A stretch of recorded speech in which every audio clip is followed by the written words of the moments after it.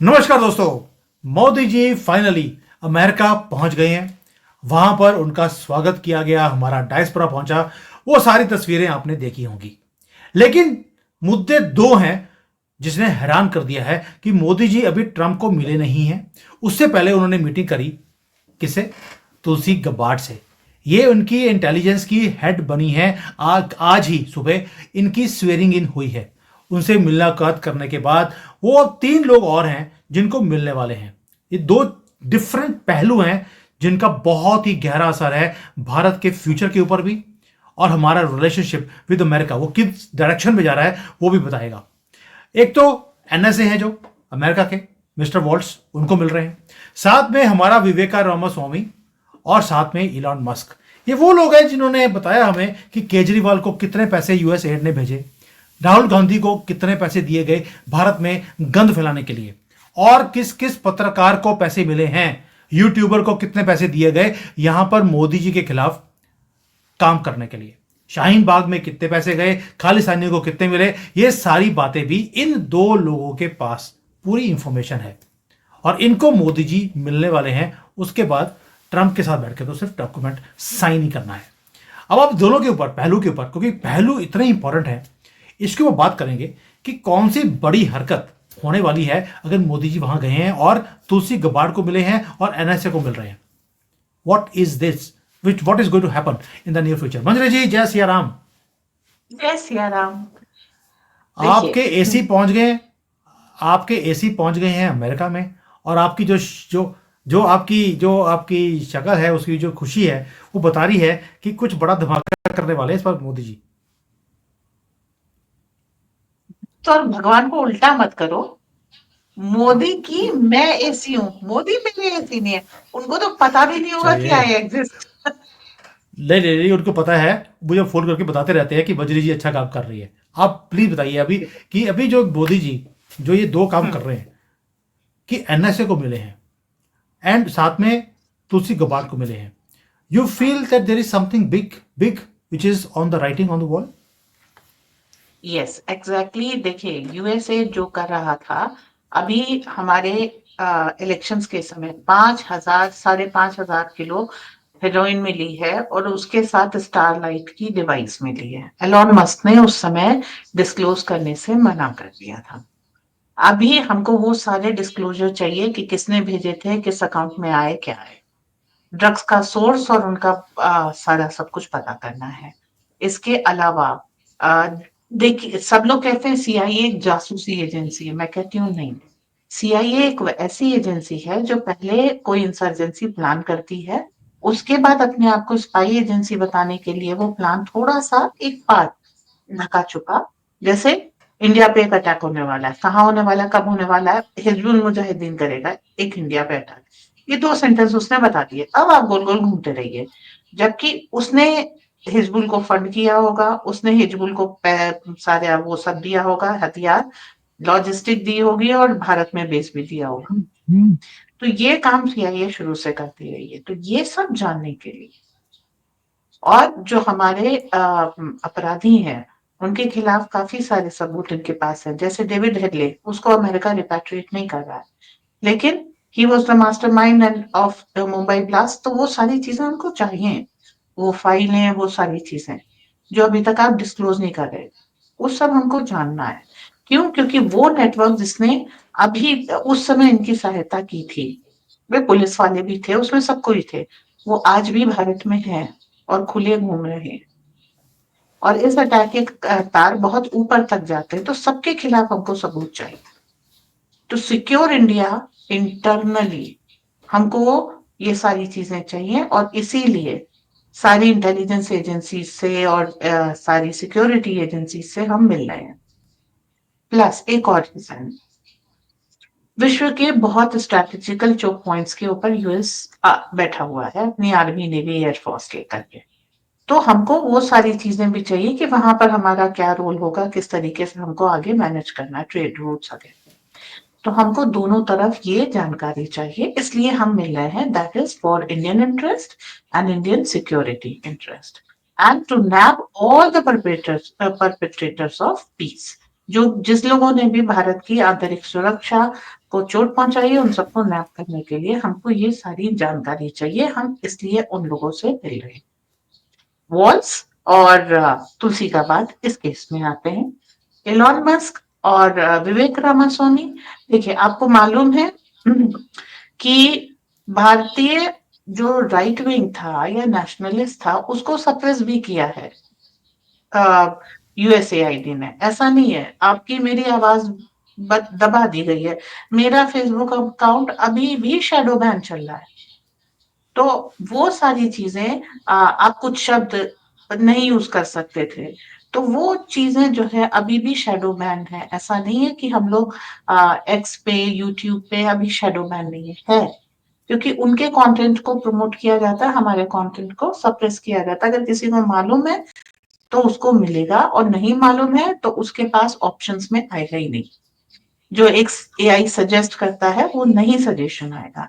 तो ये सारी चीजें भी हटवाना, मतलब बिग टेक की जो एनआरकी थी उसको कंट्रोल करना, वो सारी चीजें भी मोदी जी को वो करने गए हैं।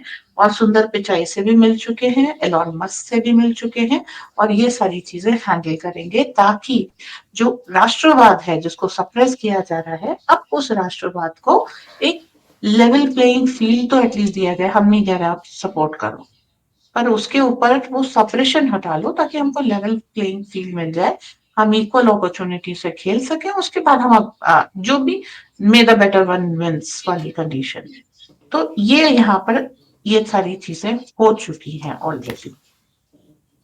मंजरी जी, आप देखिए, जब आप जो इंटेलिजेंस के हेड को मिलते हैं, एनएसए को मिलते हैं अमेरिका के, वहाँ पर इंटरनल जो सिक्योरिटी इश्यूज हैं उसकी बात होती ही है। लेकिन हमारा जो कंट्री के ईस्टर्न बॉर्डर पर जो गंद पड़ा हुआ है, वेस्टर्न बॉर्डर पर दोबारा से शेलिंग करनी शुरू कर दी। कल भी उन्होंने रजौरी जो एरिया है, पूंछ एरिया में फायरिंग करी है पाकिस्तान वालों ने। चाइना के भी मंसूबे जो हैं हमें मालूम है नॉर्थ के ऊपर, यानी कि चारों तरफ से हमें घेरने की कोशिश की जा रही है। आपको नहीं लगता कि वहां पर अगर मोदी जी जाकर पहले, सबसे पहली मीटिंग अगर वहां की इंटेलिजेंस एजेंसी से कर रहे हैं, that means Modi ji knows something big is being planned against Bharat. अभी तो पाकिस्तान के अंदर 60 कंट्रीज की नेवल एक्सरसाइज भी हो रही है, जिसका नाम रखा है अमन। अब आप समझ सकते हैं, अगर ये अमन की बात करते हैं तो ये कौन सा अमन करने वाले हैं। ये अमन नहीं, ये घमंड की बातें हैं। और घमंड जिसको होता है वही दूसरे की जगह को भी घमंड करने की कोशिश करेगा। आपको नहीं लगता ये सारी चीजें देखते हुए पहले एनएसए से मीटिंग हो रही है और इंटेलिजेंस हेड से मीटिंग हो रही है? कोर्स अभी थोड़े दिन पहले उस भिखारी पाकिस्तान ने तीन हिजबुल के साथ मिलकर के सैयद सलाउद्दीन के ग्रुप के साथ मिलकर के कश्मीर में इंसर्जेंसी तेज करने की प्लान करी है। मैं बार बार कहती हूँ, उस पाकिस्तान जिसके पास पेट्रोल के पैसे नहीं है, जिसके पास गोलियों के पैसे नहीं है, वो अगर इंसर्जेंसी प्लान कर रहा है तो उसके पीछे डीप स्टेट है। और डीप स्टेट दबा है, पीछे हटा है, ठीक है, फर्स्ट डिफीट है, तो वो अटैक जरूर करेगा। ऐसा नहीं हो सकता ना करे। आते हैं नॉर्थ ईस्ट पे। नॉर्थ ईस्ट पे सारे फसाद की जड़ चर्चेस हैं, and they have good link ups with churches and all that. And काफी बड़ी आबादी क्रिश्चियन है जो भारत को अपना राज्य नहीं मानती। और इससे पहले वाली जो डीप स्टेट की गवर्नमेंट थी, वो तो इतनी रूथलेस थी कि वो कहती थी कि हम यहाँ पर एक क्रिश्चियन स्टेट बनाएंगे। क्रिश्चियन स्टेट क्यों बनाना? सेक्युलर कंट्री है भारत, से क्रिश्चियन स्टेट इसलिए बनाना है कि टोटली चर्च के रूल में हो, और जो भी भारत से अपराधी निकले वहां पर जाकर के उसको शरण स्थली मिले, और यहाँ से वो अपने एंटी इंडिया ऑपरेशन ज्यादा अच्छी तरीके से चला सके। तो of course this factor is there. और ऑफकोर्स अरविंद केजरीवाल के ऊपर और सोनिया जैसे लोगों के ऊपर, जिनको पीछे से यूएसएआईडी मदद करती रही थी, राहुल वगैरह, इन सब के ऊपर, हमारे पत्रकारों के ऊपर, ये सारी चीजें करने के लिए हमको बहुत अच्छे से जो है सबूत मिल जाएंगे, और हमको फ्यूचर में आसानी होगी। लेकिन यहाँ पर जो गौर करने वाली चीज ये है कि यूएस और भारत दोनों की पॉलिटिक्स इस समय एक जैसी चल रही है। जो भारत में कांग्रेस वो कर रही कैसे? थी वहां वो डेमोक्रेट कर रहे हैं, ठीक है। डिमोनेटाइजेशन और यूएसएआईडी को बैन करना एक जैसी बात है। जो आतंकवादियों को जा रहे थे पैसे, वो यूएसएआईडी से नहीं जा रहे, हमने डिमोनेटाइज कर दिया, नहीं जा रहे, ठीक है। डेमोक्रेट्स एक बार हार गए, हमारे यहाँ कांग्रेस हार गई। डेमोक्रेट्स वहां पर वही काम कर रहे थे जो यहाँ पर कांग्रेस कर रही है। जितने एंटी यूएस फैक्टर्स हैं उनको वो कर रही थी, 72 जेंडर और ये क्लिनिक और वो सेक्स चेंज क्लिनिक और ये सारी बेवकूफियों के ऊपर पैसा बेइंतहा खर्च करना। और क्या था इवन वो हमास को तो। सपोर्ट, हम इवन हमास को सपोर्ट इन यूनिवर्सिटीज। यस, लेकिन आप उसका मजेदार चीज देखिए, ये सारे फ्रंट एंड्स होते हैं। इसके नीचे जो मिलियंस ऑफ डॉलर जा रहे हैं वो तो गबन हो रहे होते हैं ना। कुछ जो इंटेलिजेंस ऑफिसर्स हैं वो गबन करते हैं, कुछ जो है बांटे जाते हैं, आतंकवादियों को दिए जाते हैं, और जितने भी अनरूली एंटी ह्यूमैनिटी एक्ट्स हैं उनको उससे चलाया जाता है, और वो मिलियन बिलियन डॉलर्स है।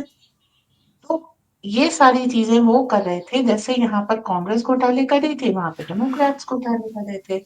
तो वही चीजें जो यहाँ पर सिस्टमैटिकली मोदी जी ने एनजीओ को बैन किया, वहां पर भी यही हो रहा है। इस तरह के सारे जो आ, उनके यहाँ सीआईए एफबीआई वगैरह इसमें लगे हैं, तो वो सारी चीजें वहां पे चटनी होनी शुरू हुई, इधर वो सब होना शुरू।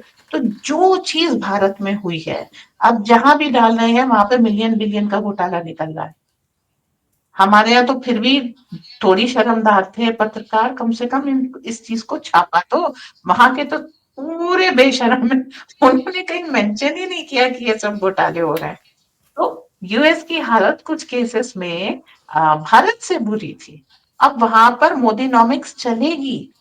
आप देखिएगा जो जो भारत में घटनाएं हो चुकी हैं 14 से लेके अभी 25 तक, वो सारी चीजें उसी तरीके से वहां पर होंगी।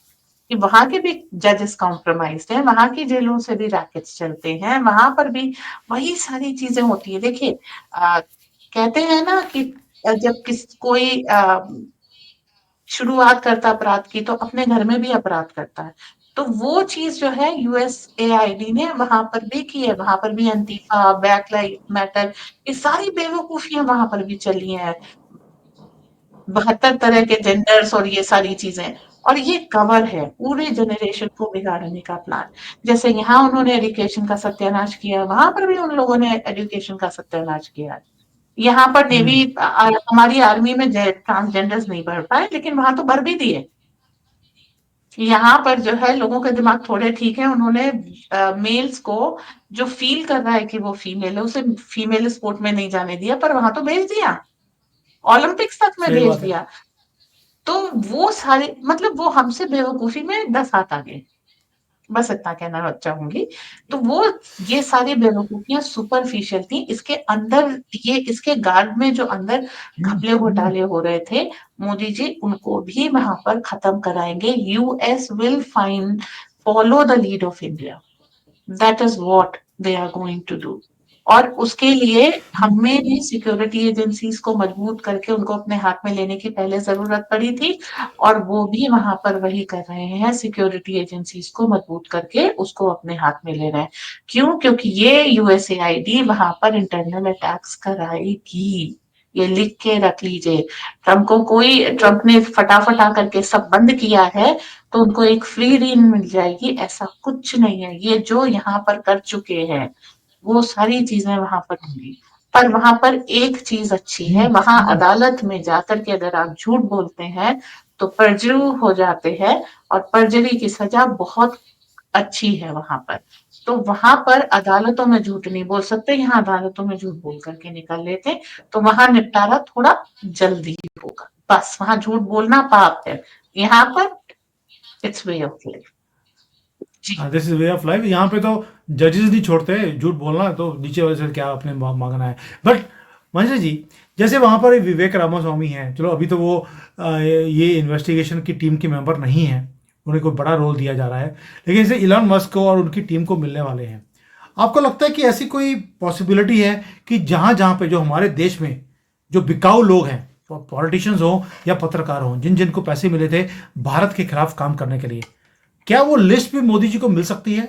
और हो सकता है कि जिनके खाते हों वहां पर, प्रॉपर्टीज खरीदी हो जिन्होंने पिछले 75 सालों से कमाई हुई, तो उनके नाम भी आ सकते हैं और लिस्ट भी मिल सकती है। क्योंकि अब तो ट्रंप ने बोल दिया कि मैं कोई भी चीजें जो दूसरे कंट्रीज के अंदर गलत काम हमारी गवर्नमेंट ने किए हैं, हमारी एजेंसीज ने किए हैं, अब मैं नहीं करने दूंगा। तो जो पिछला किया हुआ है, क्या वो लिस्ट मिल सकती है? देखिए, उन्होंने क्या किया है हमको पता है, किसके थ्रू किया है हमको पता है, कैसे किया है हमको पता है। बस हमको खाली सबूत चाहिए कि इस रूट से फंडिंग आई थी, क्योंकि बहुत बार ऐसा होता है कि जब फंडिंग आती है तो उसके ट्रेसेस निकाल दिए जाते हैं। तो ये जो काम है उसके सबूत हमको मिल जाएँगे, जहाँ-जहाँ है, तो हमको इनको प्रोसिक्यूट करना आसान हो जाएगा। वरना ये सर्कमस्टेंशियल एविडेंस के बूते पर इनको प्रोसिक्यूट नहीं किया छोड़ जा दिया सकता, जाएगा। तो अब भारत प्रोसिक्यूशन देखेगा। That's one thing we are sure of. Manjari ji, जी। अगर ये सारे जो काम आपने बताए हैं, ये मोदी जी ट्रंप को मिलने से पहले ही कर लेंगे, तो जब ट्रंप को मिलेंगे तो क्या सिर्फ जप्फी डालेंगे और वापस आ जाएंगे? क्योंकि पहले सारे काम तो उन्होंने पहले ही कर लिए हैं। तो ट्रंप को मिलके कौन से काम करने वाले हैं, ये भी तो बता दो कुछ। देखिए, सबसे पहले तो हमको फ्रांस ने क्लीन न्यूक्लियर एनर्जी की टेक्नोलॉजी के लिए कहा, तो व्हाइट हाउस भी इस चीज़ के लिए राज़ी हो चुका है। तो हमें डेवलपमेंट के लिए भी बहुत सारी चीज़ें मिल रही हैं। काफ़ी सारे बैन्स हैं हमारे ऊपर जो वो हटेंगे। उसके अलावा जो हम ऑर्डर दे चुके हैं यूएस में, वो सारी चीज़ें हमको इंजन्स का। इंजन्स का वो सारी चीज़ें, टेक्नोलॉजीज़ वो सब मिलेंगी।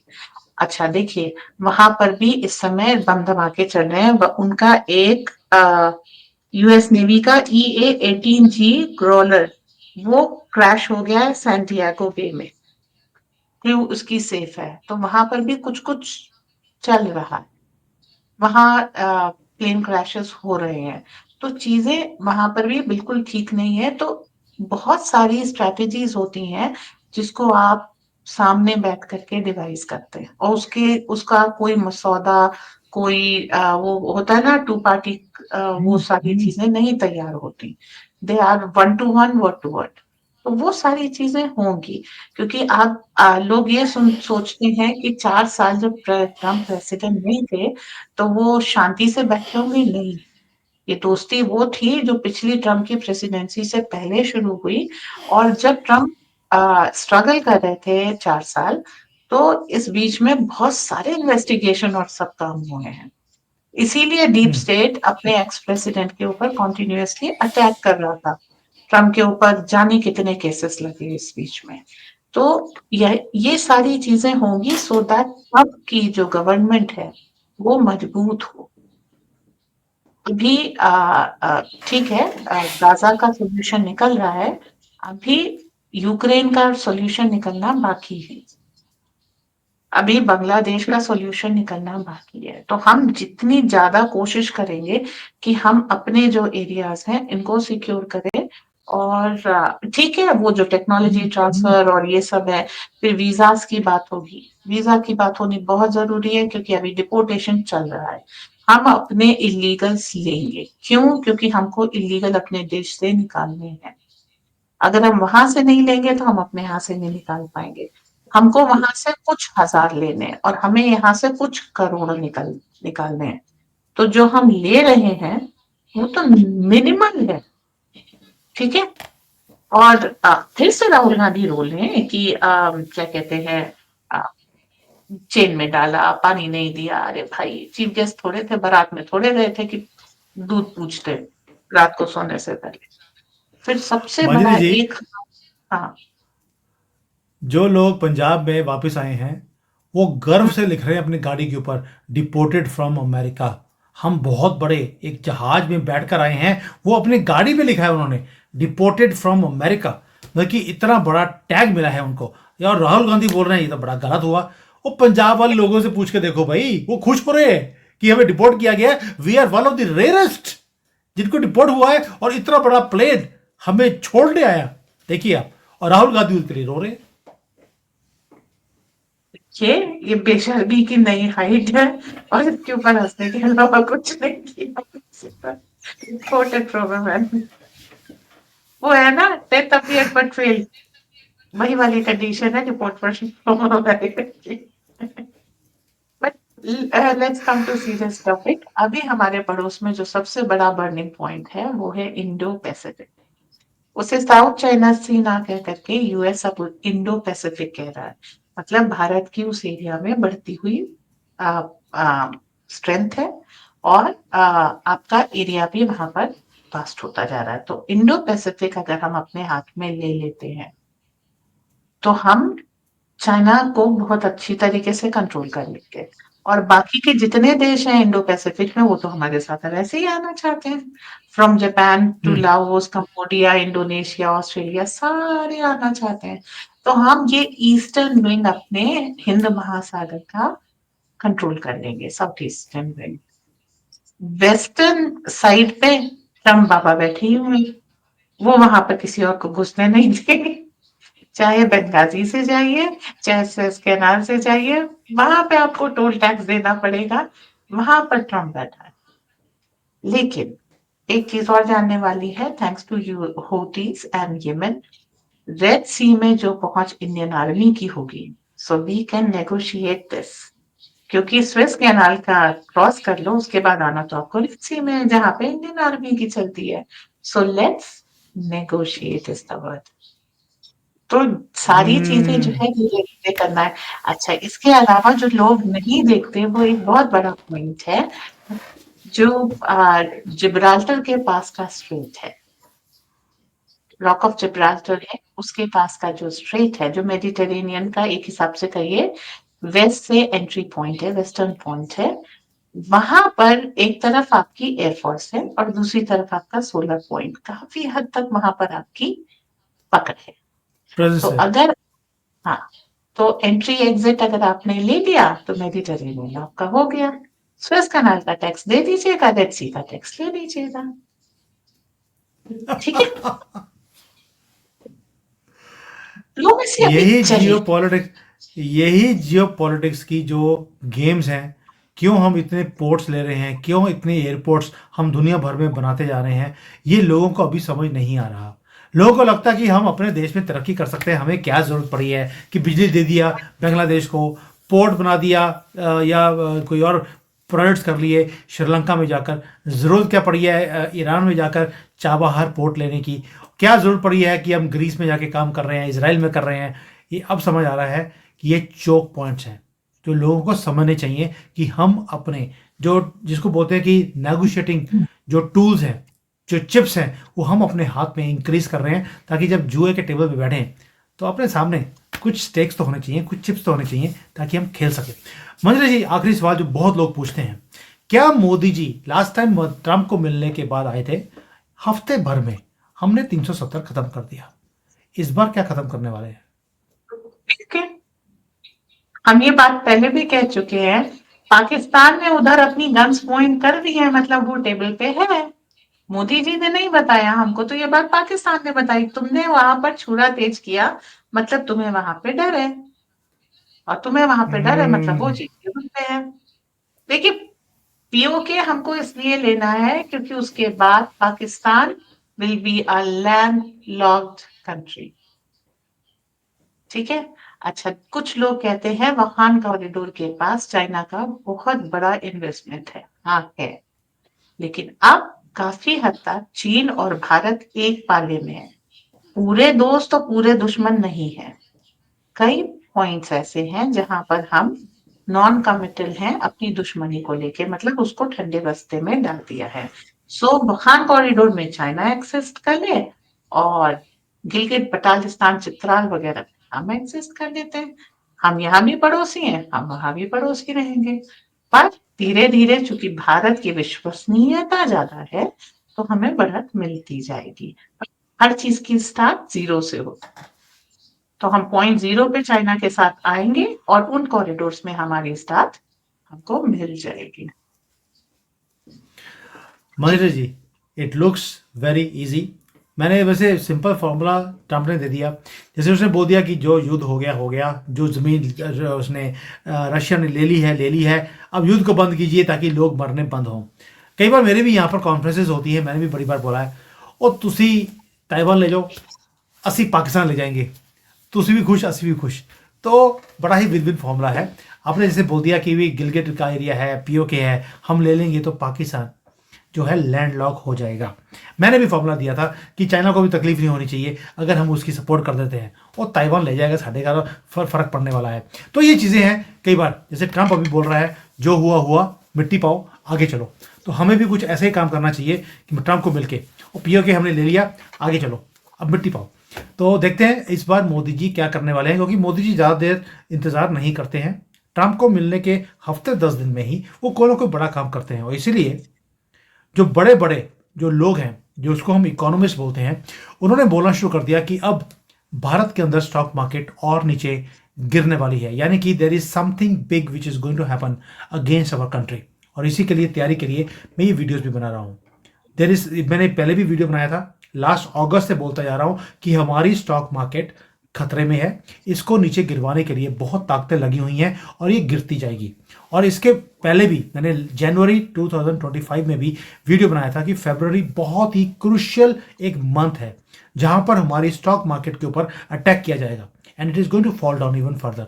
सो वी हैव टू सी कि ट्रंप को मिलने के बाद क्या ये जो फॉल है ये रुकेगा, वहां पर कौन सी बातें होंगी, कौन सी इंटेलिजेंस की चीज़ों की शेयरिंग की जाएगी, क्या जो खतरे हैं उसे टाल दिया जाएगा या रोक दिया जाएगा, ये वक्त बताएगा।